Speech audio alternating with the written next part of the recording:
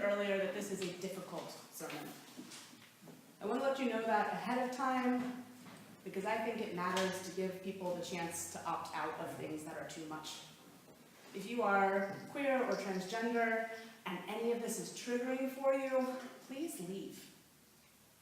If you are not and it hurts, please stay. I woke up in Laramie County last Sunday morning, acutely aware of where I was.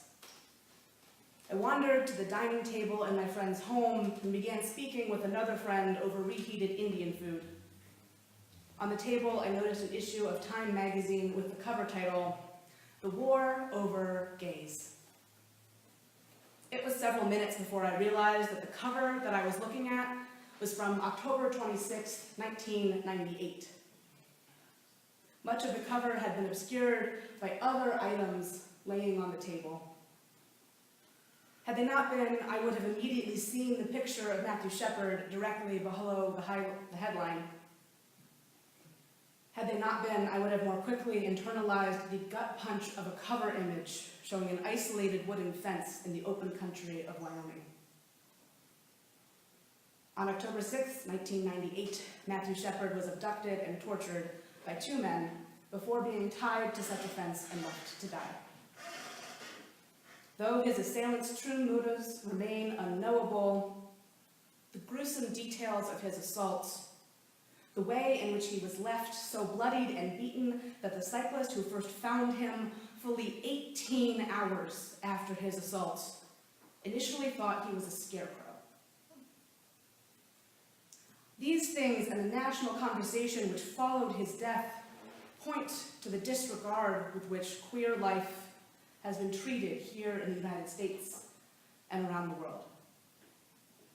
Matthew Shepard was pronounced dead at 12:53 a.m. on October 12, 1998. He was 21 years old. On October 26, 2018, 20 years after his death, 20 years to the day after the issue of Time I found sitting on my friend's table was published, Matthew Shepard's ashes will finally be interred at the Washington National Cathedral. Friends, I gave this sermon a playful title, but as I wrote, I realized I had something very serious to say. I intended to speak to you educationally about gender and the words we don't yet have, about pronouns and honorifics and why the language you have never seems to be quite the right language. I wanted this sermon to comfort you about your not knowing. Because not knowing isn't the problem. It is fine to not know. At the end of the day, being kind is more important than being right. I wanted this sermon to show you queer and transgender joy rather than just our pain. But I woke up in Laramie County last Sunday knowing exactly where I was and knowing that I could not give you my people's joy without sharing some of our pain. So too, in this week, which has contained both Coming Out Day and the anniversary of Matthew Shepard's death, I knew I couldn't try to tell you about gender without talking about sexuality. It would be cute to be able to tell you that gay, lesbian, bisexual, and transgender people have been together since a drag queen of color threw the first brick at Stonewall. But the reality is more complicated than that. We have been together since before there were words for what we are. And each time we find new words for what some of us are, each time some unspoken truth becomes speakable, there is tension over whether we are together at all.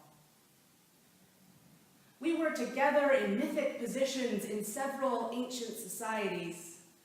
We were people outside the norms who were considered to have great power, sometimes revered and sometimes hated. We were together being marked psychologically deviant in the early 20th century. We were together, we are together, and togetherness remains complex. It would be easy to think that Laramie County 1998 is both so far away physically and temporally that what happened then and there could not happen here and now. We feel insulated by California, by Los Angeles, by Unitarian Universalism, by living in 2018, which feels like it should be the future when you say it. I wish deeply that these factors were truly insulators. I wish that the year 2018, California, Los Angeles, or Unitarian Universalism was sufficient to protect queer and trans folks from violence and oppression. But it is not. My friend, the Reverend Hannah Roberts-Villeneuve, who is the minister of our congregation in Cheyenne, Wyoming, and whose home I awoke in last Sunday morning, wrote a message to UU ministers imploring us to remember this fact as we remember Matthew Shepard this weekend. She writes, "We do a disservice to our work for liberation when we imagine that this kind of thing only happens in rural and/or conservative areas, or that the people here are somehow especially hateful, stupid, or backwards. I assure you those people exist in all contexts," she writes, "though some are better at hiding behind a veneer of respectability."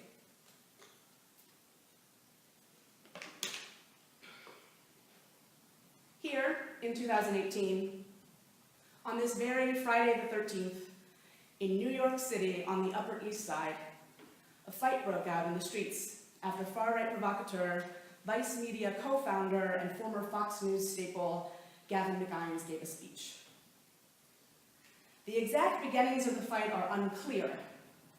What is clear, however, is that, in the end, 30 of McInnes' followers, men who call themselves Proud Boys and seem to bring oppressive violence wherever they go, 30 of these men, 30 of these Proud Boys, were beating a man who lay on the ground and shouting at him, "Do you feel brave now, faggot?" This happens in the very same 2018 where bills are being introduced in state legislatures across the country to limit employment and housing protections for LGBT people. Bills to prevent queer and trans people from adopting or fostering children. Bills requiring that transgender people use public bathrooms which match the gender they were assigned at birth, causing both mental and emotional harm from misgendering and increasing the risk of violence for transgender people who are forced to use bathrooms that do not match their presented gender. 2018 is a place in history where just last week in Stafford, Virginia, a county only 40 miles south of the DC metro area, a transgender girl was left alone in the bleachers during a lockdown drill in her middle school because the administration couldn't decide which bathroom she belonged in. In 2017, there were 29 reported murders of trans women in the United States. So far in 2018, there have been 22 reported murders of trans people in the United States. It is important to note that many of these people are also people of color and people living in poverty. Ciara Minaj Carter-Frazier, 31, of Chicago, was killed on October 3rd. She was preceded in death by our siblings, Nikki Enriquez, 28, Laredo, Texas, London Moore, 20, Newport, Florida, Shantae Tucker, 30, Philadelphia, Vontasia Bell, 18, Shreveport, Louisiana, Dejanay Stanton, 24, Chicago, Sasha Garden, 27, Orlando, Keisha Wells, 54, Cleveland, Diamond Stevens, 39, Meridian, Mississippi, Catalina Christina James, 24, Jacksonville, Florida, Gigi Pierce, 28, Portland, Antasha English, Jacksonville, Florida, 38, Nino Fortson, 36, Atlanta, Carla Patricia Flores Pavon, 18, Dallas, Sasha Wall, 29, Chesterfield County, South Carolina. Amia Tyree Berryman, 28, Baton Rouge, Louisiana. Zachariah Fry, 28, Stanley, New Mexico. Felicia Mitchell, 45, Cleveland. Celine Walker, 36, Jacksonville, Florida. Tanya Harvey, 35, Buffalo, New York. Krista Lee Steele Cundleson, 42, North Adams, Massachusetts. And Vicky Gutierrez, who was 33 when she was stabbed and her apartment here in Los Angeles was set on fire while she and her dog were trapped inside.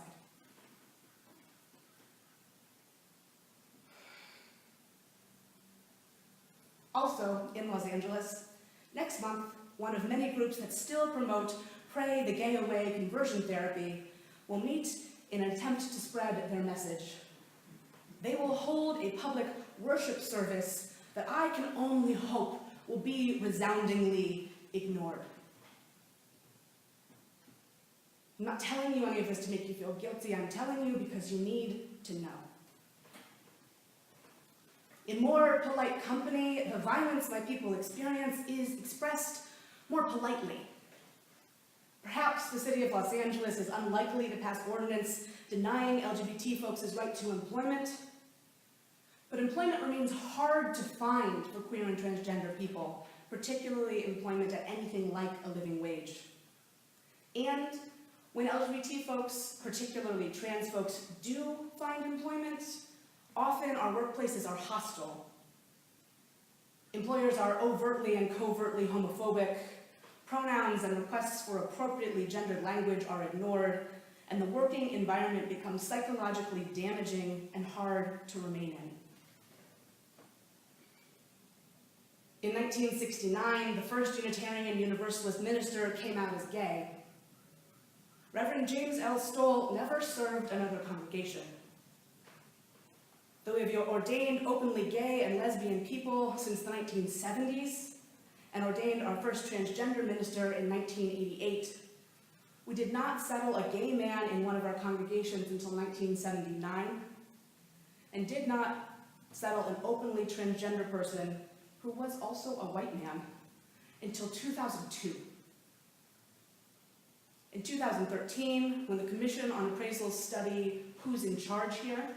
On the complex relationship between ministry and authority was published, only 5 openly transgender people had ever served a UU congregation. That was 5 years ago. Though there are increasing numbers of openly transgender people serving our congregations, particularly people who are broadly like me, people who are white, assigned female at birth, and non-binary, we currently have only one ordained, fellowshipped trans woman serving a UU congregation. Anecdata informs me that my sister colleague is not the only trans woman who has had ambitions in our tradition, but the combination of an esoteric and exclusive ministerial formation process and the lack of support for trans women, particularly trans women of color, in Unitarian Universalism and in the religious academy prevents us from being regularly gifted with their wisdom. Let me be clear, we are missing out. Let me be clear that it is not just that you should feel bad because our bodies are being hurt. You are missing out. You may not know this, there's no reason for you to. Queer and trans people know some stuff about living. There is something about making the choice to become something else that gives you wisdom beyond your life experience, beyond your years. There is something about that process. Being like a butterfly, building a cocoon, liquefying yourself, and coming out something totally new that gives you perspective. Some of the greatest artists I know are trans women of color. Some of the greatest thinkers I know are trans women of color. And you rarely get to hear them. That is sad for them, obviously, but it is also sad for you. So my friends, here is some of our pain. Here is some of what is in the background whenever you hear a trans person become defensive about the appropriate pronouns. Whenever you see us cluster ourselves away in gay bars and the occasional queer coffee shop. Here's what was in my heart when I set out to speak honestly to you about gender, sexuality, and the future. My personal gender and sexuality are both best described as queer, and this, dear ones, is some of the sorrow which has been on my queer heart. I would like to invite you to a place that isn't like this. You see, queer people know how to do something else. Queer people, trans people, presented with a world that had no words for us, found words to describe our experience. We took a slur and made it ours. We take spaces and places and make them holy by being there. I am indebted to Camp Latinas who won't go to the salsa bar without their rosary in their pocket and who keep love letters as they go to church. I am indebted to everyone who says, all of this is God's. Everything about me is holy. I want you to come there with us. So let's take a moment to go over some terminology. Language is not the whole thing. There is work past language, but language opens doors. Your ability to say a thing makes it easier to think about a thing. In the academy, we call that the Sapir-Whorf hypothesis. Say it again. The Sapir-Whorf hypothesis. Yeah. So let me get you some language, and then we can keep having a conversation once we all kind of have the same vocabulary. When I say queer, I mean a lot of things. I mean the whole of people who might be understood to fall under the LGBT umbrella, but I also mean so much more than that. I mean queer as in unusual, as in different. I take pride in the ways in which my community turns a less common experience of life into a location of joy and creativity. I mean queer as in queer theory, which is a lens to interrogate and deconstruct the normative narratives of society, as well as to discover how they came into being. I mean queer as in a politic which said, if I die of AIDS, forget burial, just drop my body on the steps of the FDA. Queer is a complicated term. I love it, and it is always fine to use about me. But not everybody who is LGBT+ feels how I feel about that word, and it does have a history as a slur. So the best practice for cisgender heterosexual people is to be cautious if you choose to use it. Cisgender is a word you have heard me use several times this morning. It means simply that the gender you were assigned at birth matches your understanding of your gender. If you are cisgender, a word sometimes shortened to just cis, then when you were a baby, someone looked at your genitals and said, it's a boy or it's a girl, and for the whole of your life you've been like, yeah, that seems true. The prefixes cis and trans are both found throughout the sciences to indicate same side and different side. When you think about a transatlantic flight is an across the Atlantic flight, a transcontinental flight is an across. And in chemistry, you will have molecules that are trans, where the molecules are across from each other, and ones that are cis, where on the same side as each other. Transgender, as you are probably aware, means that your internal understanding of gender does not match the gender you were assigned at birth. Transgender is often thought of as an umbrella term in and of itself, covering a variety of gender concepts from the binary transgender experience you are likely most familiar with, something we once called male to female and female to male. But it also includes indigenous two-spirit conceptualizations of gender and the umbrella category non-binary, which includes people like me, whose genders fall outside Western constructs of manhood and womanhood. Transgender can be shortened to trans, but at this time it is considered inappropriate to refer to someone as transgendered. Not everyone has such an easy time being assigned a gender at birth, though. Some people are born with primary sex characteristics which do not neatly match our ideas of male or female.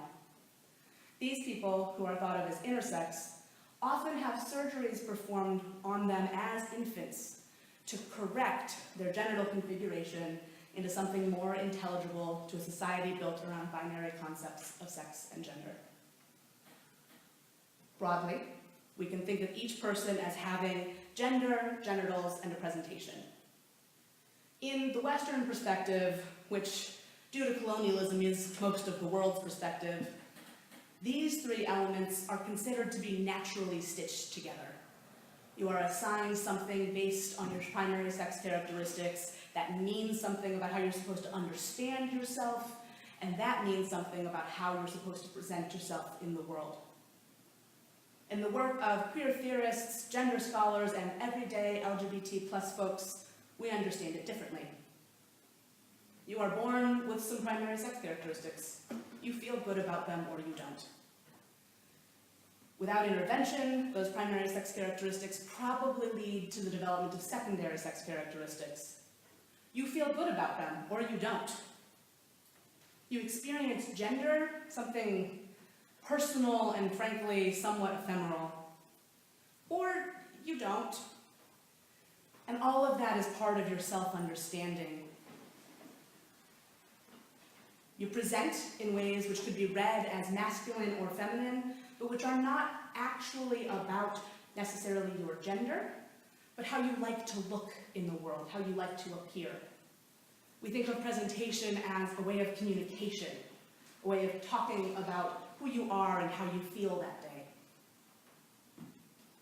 We think of these factors as operating not fully independently. They do inform one another to some degree, but not in ways that are prescriptively linked. We had enough of a vocabulary lesson? Yeah? Great. Let's get back to feelings. Wait, we got a question. Yeah. When using they, do you say they are or they is? They are. Thank you. Okay. So William Blake reminds us that joy and woe are woven fine, a clothing for the soul divine, and this strikes me as a particularly queer phrase. Similarly, in his work The Prophet, mystic poet Khalil Gibran writes, "Your joy is your sorrow unmasked, and the selfsame well from which your laughter rises was oftentimes filled with your tears. How else can it be? The deeper that sorrow carves into your being, the more joy you can contain. Is not the cup that holds your wine the very cup that was burned in the potter's oven? And is not the lute that soothes your spirit the very wood that was hollowed with knives? When you are joyous, look deep into your heart, and you shall find it is only that which has given you sorrow that has given you joy. When you are sorrowful, look again in your heart, and you shall see that in truth you are weeping for that which has been your delight." Some of you say, "Joy is greater than sorrow," and others say, "Nay, sorrow is the greater." But I say unto you, they are inseparable. Together they come, and when one sits alone with you at your board, remember, the other is asleep on your bed. Knowledge of this is, to me, the queer magic. It is the magic of marginalized people the world over, of people who interact regularly with death and the end.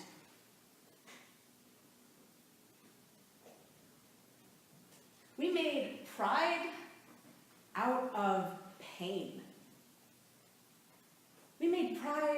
of the wasting away of our people in a country that did not care to even speak the name of our illness. We found ways to create new homes. Ball culture, a uniquely queer people of color thing. Ball culture from which all of the slang your young friends like to use comes. Yes, queen. Yeah, ball culture. Ball culture was poor people of color, poor queer and trans people of color coming together to say, you know what, the world hates me, but I am fabulous. This is what we do.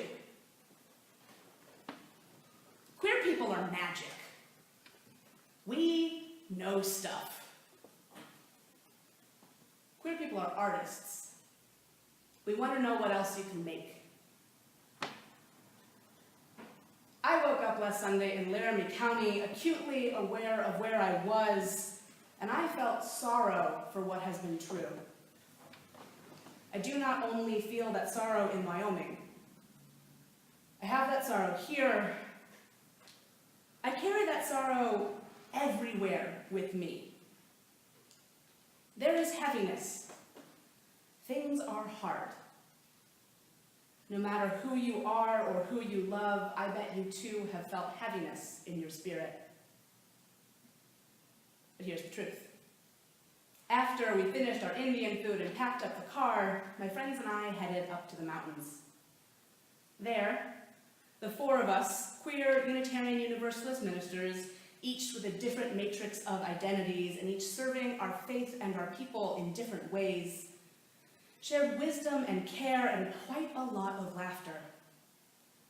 Blissfully disconnected from phones that buzz with news and work that needs attending, we made something else. In our little mountain cabin, each of us was seen and held in our fullness. And that is the magic. Pain and sorrow have lessons in them. You can learn a lot from being attentive to and present with your pain. But pain is not the end of the story. In fact, when you feel your pain, there is so much that can be done.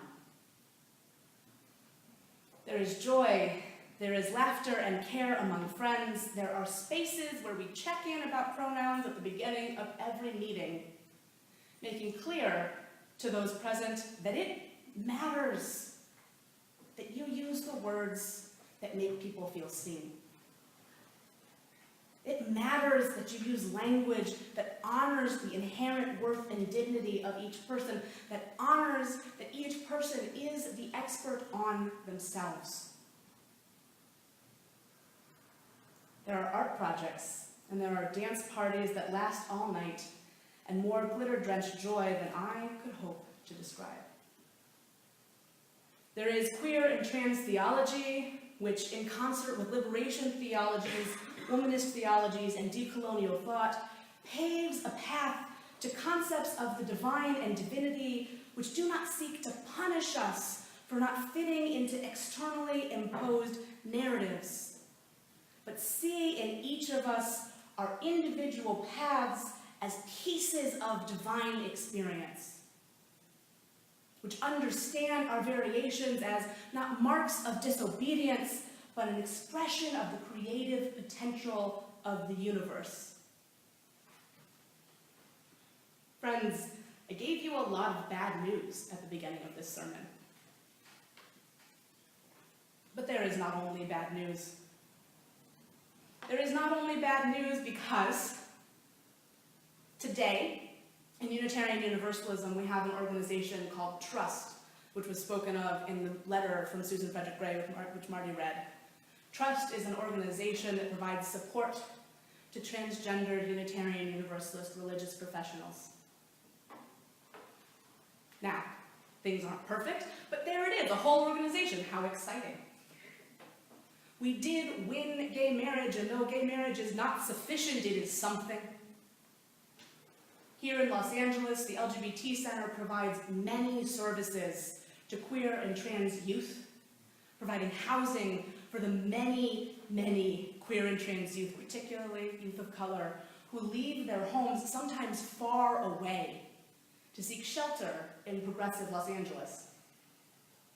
The LGBT Center is, in fact, constructing a whole new facility.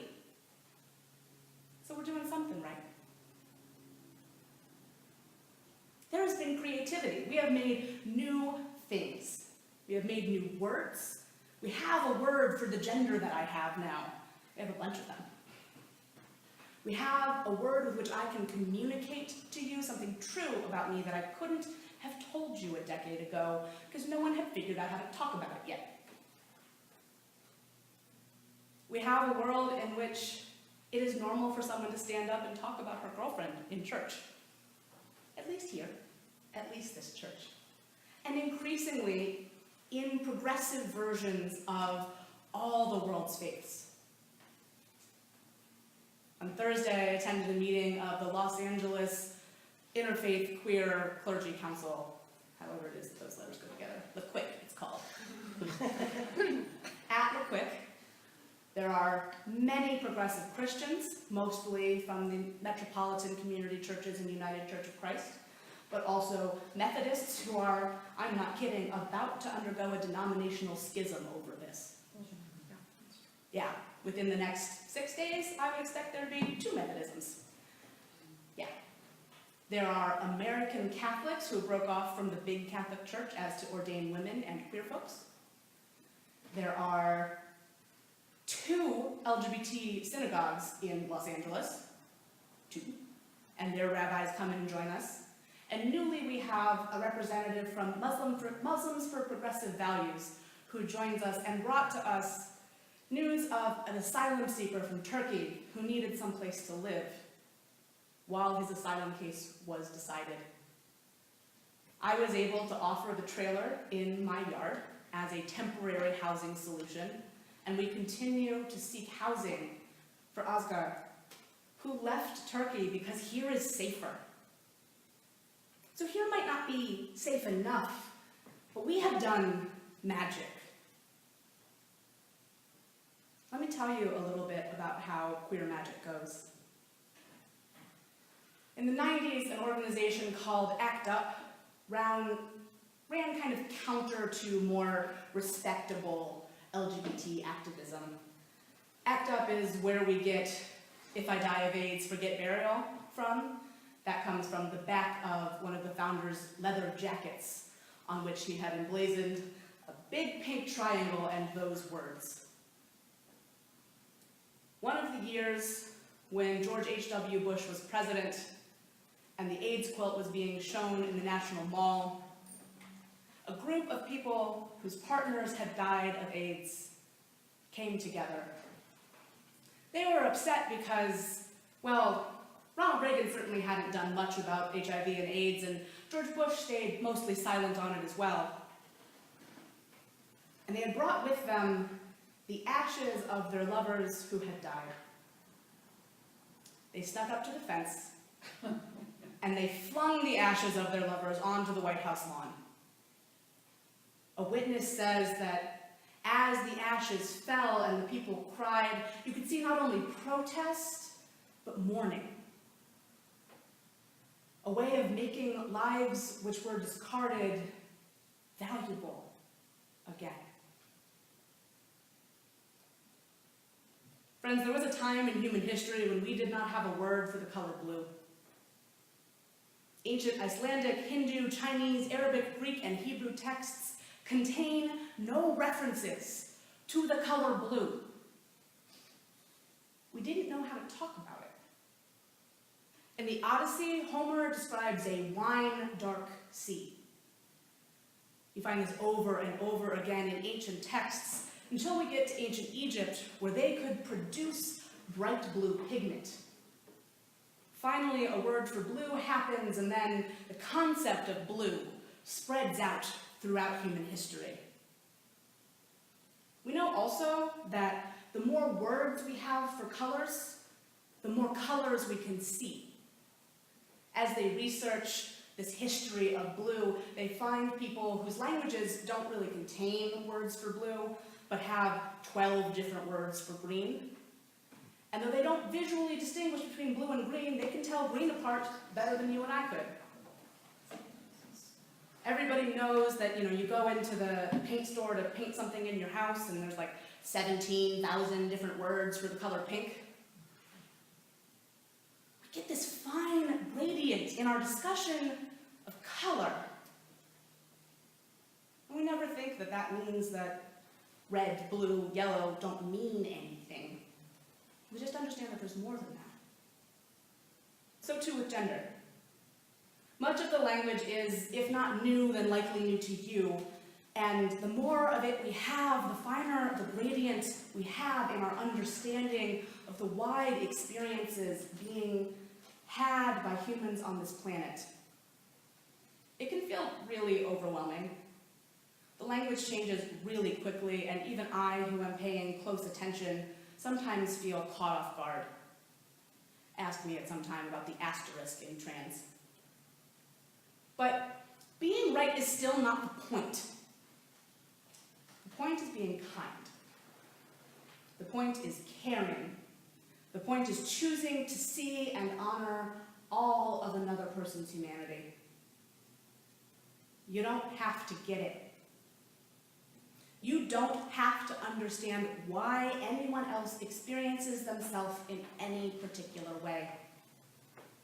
You don't have to understand the particularities of social, medical, and surgical transitions. You don't have to understand why some non-binary people like they, them pronouns, and others like ze, zer pronouns, and some like no pronouns at all, and some are just fine with he and she. You do, however, have to be kind. Let go of your need to understand. It is okay if other people are opaque to you. We are. That is enough. The script, the grand narrative of what gender is and what it means to be male or female as dictated by imperfect observation at birth. The script which requires us to become intelligible to you, which demands that I both explain and justify my gender in order to be called the pronouns that I know fit me best. That's the script that's killing us.